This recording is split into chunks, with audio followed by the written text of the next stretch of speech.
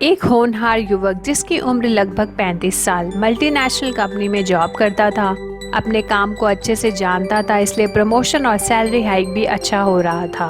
घर पर भी अपनी वाइफ और बच्चों की सभी ख्वाहिशों को पूरा करता था और उनका ध्यान रखता था। अपने माता पिता की सभी ज़रूरतों को पूरा करता था और अपनी सभी जिम्मेवारियों को बहुत ही अच्छे से निभा रहा था। एक दिन वो अपने भाई के डिप्रेशन के रूटीन चेकअप के लिए डॉक्टर राजीव शर्मा की ब्यूटीफुल माइंड क्लिनिक में आया। जब उसने अपने भाई को डॉक्टर राजीव से कहते हुए सुना कि डॉक्टर, दवा के बाद मेरा डिप्रेशन काफ़ी हद तक कम हो गया है, तो फिर उसने डॉक्टर राजीव से कहा, सर क्या मैं आपसे 5 मिनट के लिए अपने बारे में कुछ बात कर सकता हूँ। फिर उसने डॉक्टर राजीव को बताया, मेरे पास अच्छी जॉब है, सैलरी भी अच्छी है, एक अच्छी बीवी और बहुत ही प्यारी बेटी है। ये सब कुछ होने के बावजूद पर पता नहीं क्यों मेरे अंदर कोई खुशी नहीं है। कभी कभी मैं दूसरे लोगों को देखता हूँ और सोचता हूँ कि ये लोग इतने खुश कैसे रहते हैं और मैं क्यों नहीं इतना खुश रह पाता। फिर उसने कहा, डॉक्टर साहब मुझे याद भी नहीं कि मैं खुलकर कब हंसा था या फिर कब मैंने जिंदगी का कोई मजा लिया था। ऐसा लगता है जिंदगी बस कटती ही जा रही है। प्रमोशन मिलने के बाद या सैलरी बढ़ने के बाद भी मुझे उतनी खुशी नहीं होती जितनी होनी चाहिए। ये चीज़ मुझे परेशान करती है। मैं खुश रहने की कोशिश करता हूँ पर मैं खुश क्यों नहीं रह पाता। मैं किसी को इसके बारे में बता नहीं पाता क्योंकि बाकी किसी को ये महसूस नहीं हुआ कि मुझे कोई प्रॉब्लम भी है। आज मैंने जब अपने भाई में इतना बदलाव देखा तो मुझे लगा मुझे अपने मन की बात आपसे ज़रूर करनी चाहिए। मुझे याद नहीं कि पिछले 10 सालों में मैं कभी खुल के हंसा भी हुआ हूँ या फिर खुश हुआ हूँ। उससे बात करने के बाद और डिटेल्स लेने के बाद डॉक्टर राजीव ने उसे कहा कि ये सिम्टम्स डिस्थाइमिया के हैं, जिसे हाई फंक्शनिंग डिप्रेशन भी कहा जाता है। डिस्थाइमिया को पहले न्यूरोटिक डिप्रेशन भी कहा जाता था। क्योंकि ये माइल्ड डिप्रेशन होता है इसलिए इसमें डिप्रेशन की तरह सिवियर सिम्टम्स नहीं होते। डिस्थाइमिया में इंसान अपने सभी कामों को करता रहता है, अपनी रिस्पॉन्सिबिलिटीज को निभाता रहता है, सबकी ज़रूरतों का पूरा ध्यान रखता है, पर उसकी ज़िंदगी में मानो जैसे कोई खुशी नहीं होती, कुछ मज़ा नहीं होता, कुछ एंजॉयमेंट नहीं होती और ऐसा लगता है मानो उसकी हंसी कहीं गुम सी हो गई है। और ज़्यादातर लोगों को लगता है कि उदासी उनका स्वभाव का एक हिस्सा है, इसलिए वो खुश नहीं रह पाते। आज इस वीडियो के ज़रिए हम जानकारी हासिल करेंगे कि DSM-5 के हिसाब से डिस्थाइमिया यानी कि हाई फंक्शनिंग डिप्रेशन क्या होता है, इसके लक्षण क्या होते हैं और इसे कैसे ठीक किया जा सकता है। डिस्थाइमिया की बहुत ही कम जानकारी होने की वजह से ज़्यादातर केसेस में ये अनट्रीटेड ही रह जाता है। डिस्थाइमिया एक माइल्ड डिप्रेशन है। इसमें डिप्रेशन की तरह बहुत सिवियर सिम्टम्स नहीं होते और ज़्यादातर लोग इसे अपने स्वभाव का हिस्सा समझ लेते हैं और कभी भी इसके बारे में जान नहीं पाते। लोगों को डिस्थाइमिया के बारे में जानकारी तब होती है अगर उनके कोई फैमिली मेंबर या जान पहचान वाले को डिप्रेशन हो और वो ठीक हो जाए, तब वो साइकियाट्रिस्ट पर विश्वास कर पाते हैं और अपने प्रॉब्लम के बारे में समझ पाते हैं और उसका इलाज करवा पाते हैं।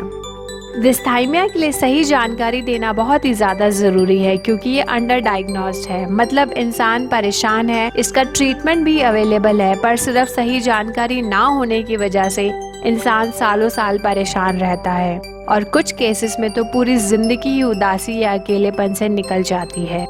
ब्यूटीफुल माइंड एकेडमी की ओर से हमारी ये कोशिश है कि कैसे हम ज़्यादा से ज़्यादा लोगों को इसकी सही जानकारी पहुंचा सकें, जिससे कि डिस्थाइमिया के बारे में अवेयरनेस बढ़े और इससे छुटकारा पाया जा सके।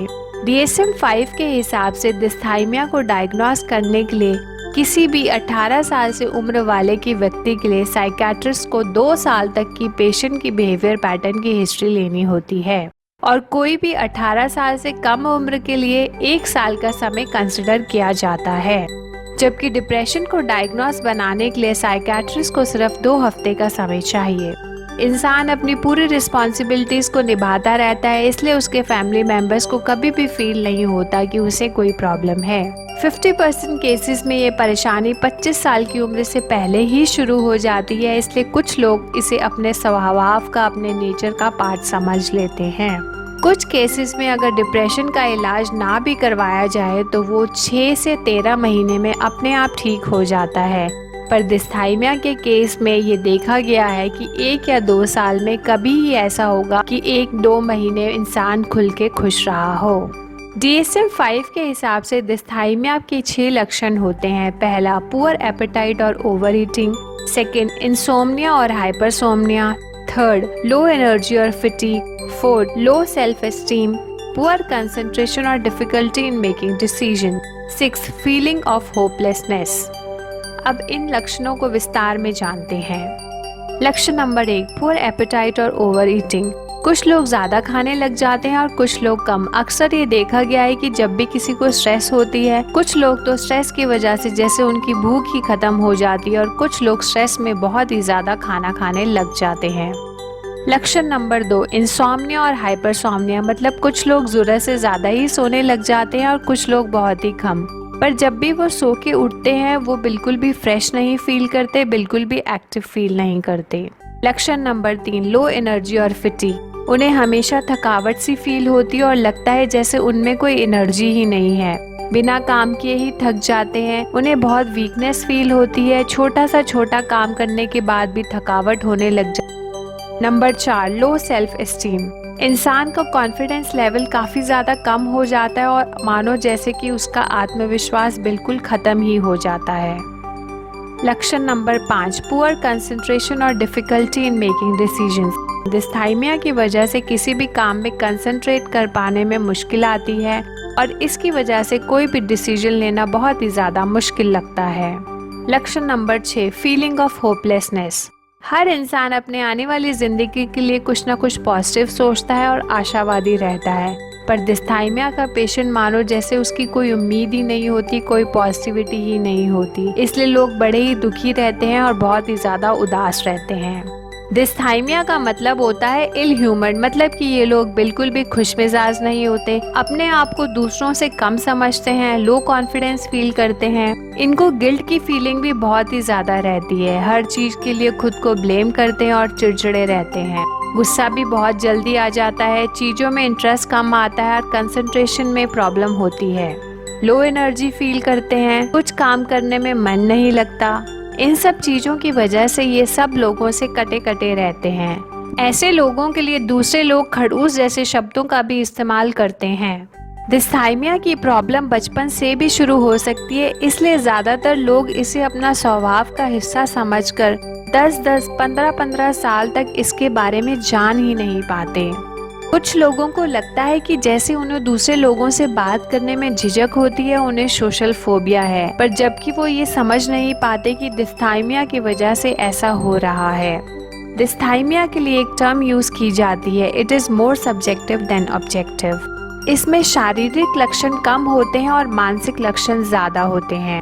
सब्जेक्टिव का मतलब है जो इंसान है वो खुद तो काफी ज्यादा परेशान है, पर उसके घर वाले उसकी परेशानी को समझ नहीं पाते।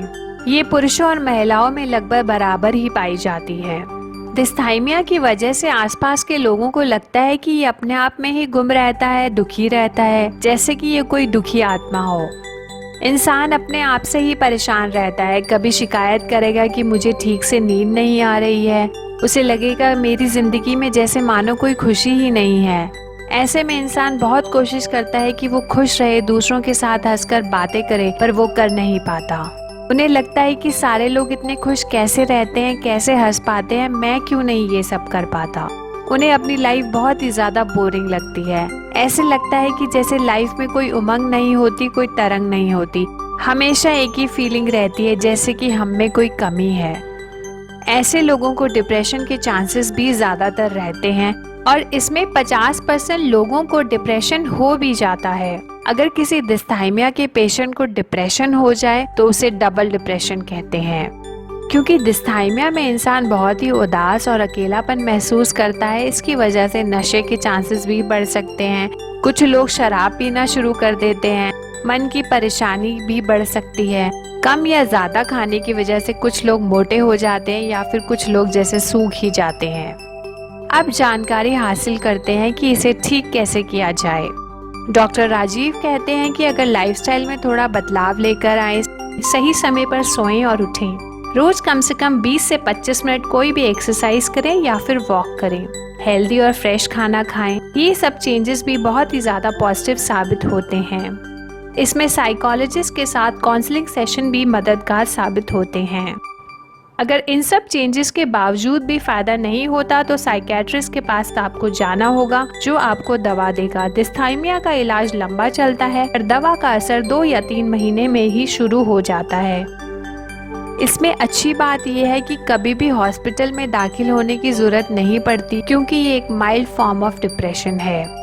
ज्यादातर मरीज जब इलाज कराने के बाद ठीक हो जाते हैं और वो खुश रहने लगते हैं तो वो हैरान रह जाते हैं और डॉक्टर साहब से जिक्र करते हैं कि मुझे तो पता ही नहीं था कि मैंने अपनी जिंदगी के इतने साल उदासी में, अकेलेपन में, परेशानी में यही सोच के निकाल दिए कि ये मेरे स्वभाव का हिस्सा है। पर आज मैं खुश रह पा रहा हूँ और अपनी जिंदगी को उस तरीके से व्यतीत कर पा रहा हूँ जैसे कि मैं व्यतीत करना चाहता था। और कहते हैं कि काश उन्हें ये पहले पता चला होता तो उनकी जिंदगी के इतने साल ऐसे ही ना निकल जाते। डॉक्टर राजीव के साथ में मोनिका, ब्यूटीफुल माइंड एकेडमी में हमारा मिशन है कि कैसे हम सही जानकारी ज़्यादा से ज़्यादा लोगों तक पहुंचा सकें। अगर आप हमारे मिशन में हमारे साथ जुड़ना चाहते हैं तो ज़रूर इस चैनल को सब्सक्राइब कीजिए और इस वीडियो को शेयर कीजिए, जिससे कि हम लाखों हजारों लोगों की मदद कर सकें। और अगर आपके मन में कोई सवाल है तो ज़रूर आप नीचे कमेंट कर सकते हैं या अपने व्यूज़ को शेयर कर सकते हैं। बेल आइकन को प्रेस कीजिए, जिससे कि सबसे पहले नए वीडियो की जानकारी आपको मिले। हम लाते रहेंगे ऐसे और इन्फॉर्मेटिव वीडियोस। अगर आप मिस नहीं करना चाहते तो इस चैनल को जरूर सब्सक्राइब कीजिए।